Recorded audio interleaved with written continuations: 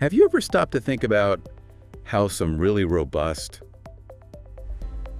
super precise devices we use, like load cells, I mean, some are built to last for decades, right? Mm-hmm. How they can still just, well, fail. Seems kind of strange given how they're engineered. It does, but it happens. Yeah. So today, we're doing a deep dive into exactly that. Load cell failures, you know, what causes them, how we can maybe prevent them, and what to actually do if you think one's acting up. That's the plan. Our mission here is really to unpack the common ways these critical bits of kit can go wrong. Right. How to spot the signs, the warnings, and crucially, what steps you can actually take. And the good thing is, a lot of these failures, they're preventable. Preventable, okay. And sometimes even fixable. That's good to know. And I guess for anyone listening who, relies on accurate measurements, and that's a lot of people in different fields understanding this, it's pretty vital. Absolutely. Because as we're going to find out, accuracy isn't really optional when it comes to this stuff. Exactly. So let's get into it.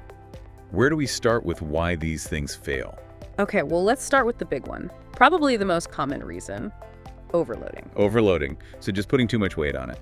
Pretty much. Every load cell has a rated capacity, a limit. You go over that limit, and it's not just about getting a bad reading for a moment. Wrong. No, it can actually deform the internal structure permanently. Permanently deform it. Wow. What's actually, breaking or bending inside? Well, think about the strain gauges, the really sensitive bits inside.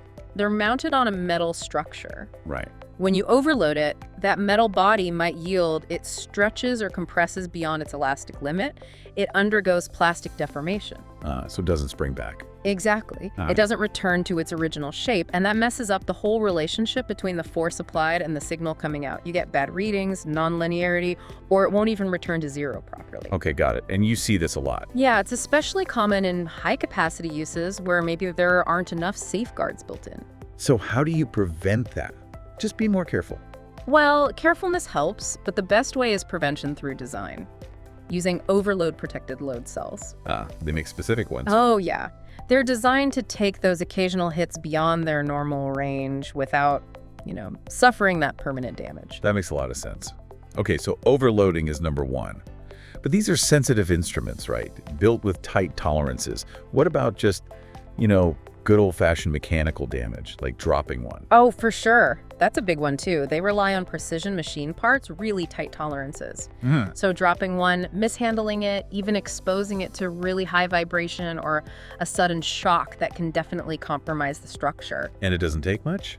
Not necessarily. Even a small dent, maybe a tiny crack you can barely see, that could be enough to throw the calibration way off.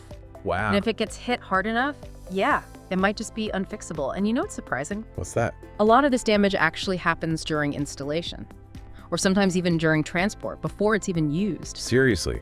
So it could be damaged before its first measurement? It happens more often than you'd think. Rough handling on site, maybe it gets knocked around in the van. Have you seen any, really weird examples of that? Yeah, actually, I remember one case, the load cell was still in its box. Okay.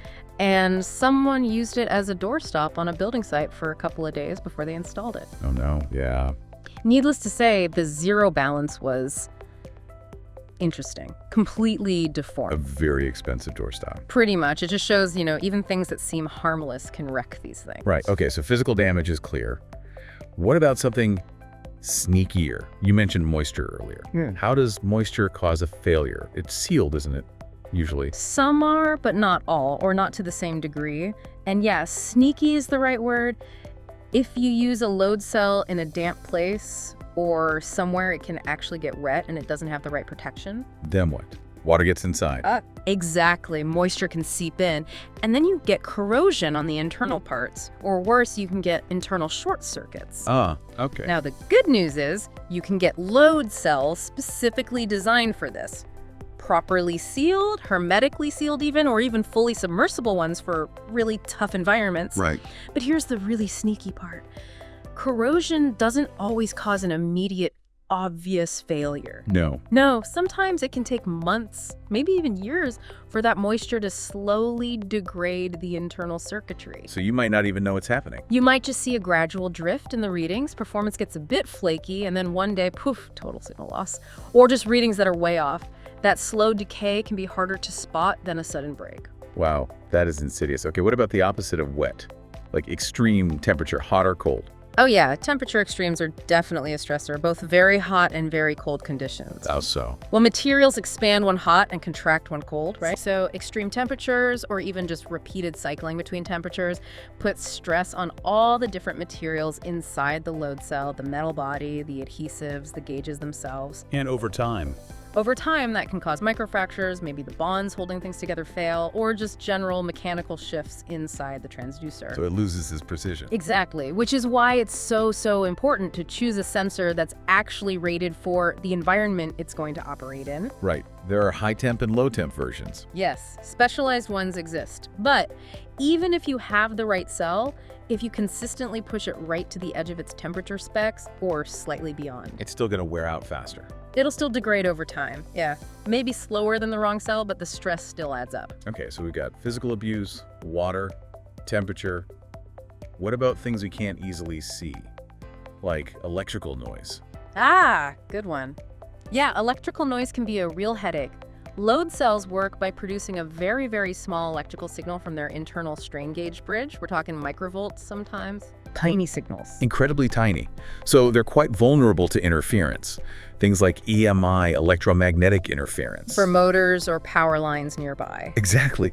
Or RFI radio frequency interference, maybe from radios, phones, other wireless devices.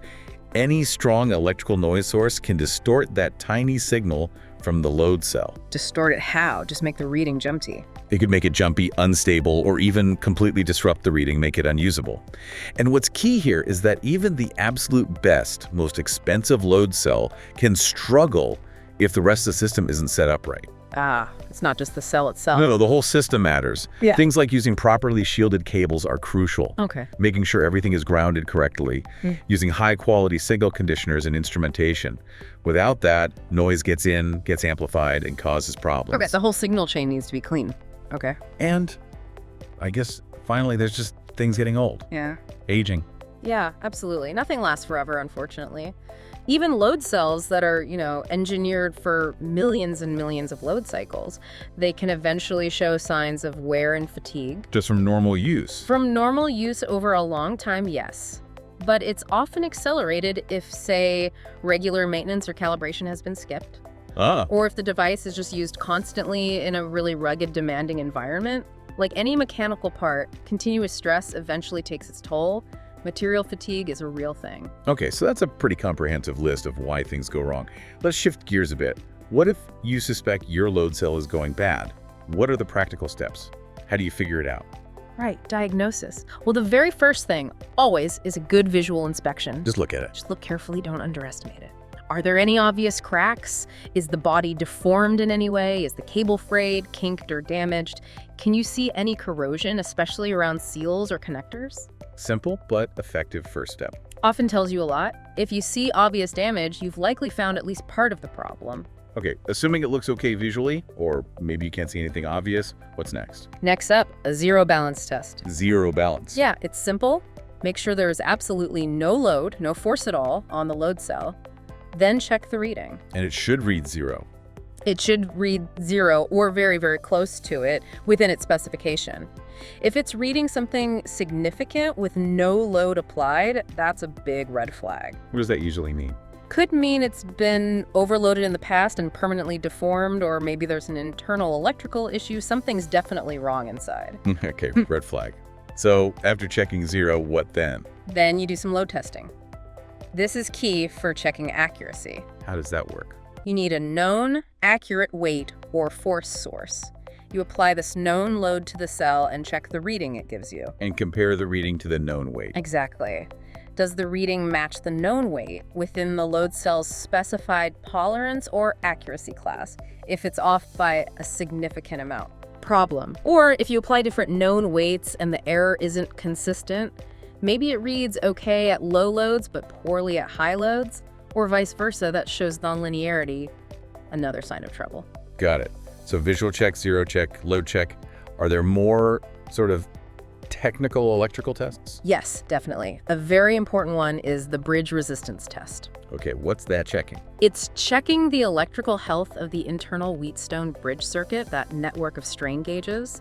You measure the resistance across the input wires and the output wires of the load cell. And compare it to the specs. Right. The manufacturer provides specifications for what those resistances should be. If your measurements are way off, it could point to a broken wire inside, maybe a damaged strain gauge, or sometimes even moisture getting in and causing shorts or corrosion. Okay, so that gives you a deeper electrical insight. Precisely. And earlier we talked about temperature causing problems. Can you use temperature in diagnosing issues too? You absolutely can. Temperature testing can be very revealing. How so? Well, a healthy load cell should have temperature compensation built in, so its output remains stable across its operating temperature range. Right. So if you test it, maybe apply the same known load at room temperature, then heat it up, then cool it down, and the reading changes significantly with temperature. That's bad. That's a very strong sign something is wrong internally. Either the compensation circuitry has failed, or there's some underlying mechanical issue that temperature changes are exacerbating. Okay, that makes sense. So visual, zero, load, resistance, temperature. Right. Quite a few checks you can do. Now, how does calibration fit into all this? Is it just about checking accuracy, or does it play a bigger role? Oh, it plays a huge role. Calibration is absolutely crucial, and you're right, it's way more than just an accuracy check at one point in time. Okay. We strongly recommend regular calibration, ideally at least once a year, maybe more often depending on the application and environment. Why so often? Because it serves this critical dual purpose. Yes, it verifies the current accuracy against a traceable standard, which is vital. But just as importantly, it allows you to track the performance over time. Is the cell starting to drift? Is its zero balance changing? Is it becoming less linear? So it spots those slow degradations we talked about earlier. Exactly. Calibration can often detect those subtle signs of degradation or impending failure before it causes a major problem in your process or measurement. It really is the single best preventative maintenance step you can take. So calibration isn't just about getting the number right today. It's about ensuring the load cell lasts longer, performs reliably, and keeps delivering that accuracy for those really critical applications. Precisely. You want confidence in your measurements consistently. And just to give you an idea of the importance, major labs like ours calibrate over 100,000 devices every year. Wow, that's a lot. It is, and that includes calibrating devices made by other manufacturers too. Plus, every new product we ship is calibrated to very strict standards, like ISO 19025 before it leaves the factory. Data integrity is paramount. So the message for you listening is pretty clear then. If your readings seem a bit off, if the equipment feels maybe unreliable, or honestly, if you just can't remember the last time your load cells were checked, it's probably time to schedule that calibration, or at least an evaluation. Definitely. It might seem like just another maintenance task, maybe an expense. Right. But trust me, it saves so much potential time, wasted product, money, and just general headaches down the road. It really comes back to that core idea. When you're measuring force, accuracy just isn't optional. Yeah, it's a powerful way to put it. So, wrapping up, understanding why load cells fail, the overloading, the damage, moisture, temperature, noise, aging it, really empowers you to be proactive. That absolutely. Taking steps for prevention, for proper maintenance, for regular checks. That's what ensures reliability and accuracy in the long run. Couldn't agree more. It's about managing the whole life cycle. Okay, great discussion. Now, maybe a final thought for our listeners to chew on. Sure. How about this? If we accept that accuracy isn't optional in something as specific as force measurement, where else does that principle apply? Think about other critical data points or systems you rely on every day, maybe in your work, maybe even personally. How confident are you in their integrity? And what steps could you, or maybe should you, take to ensure they're just as reliable?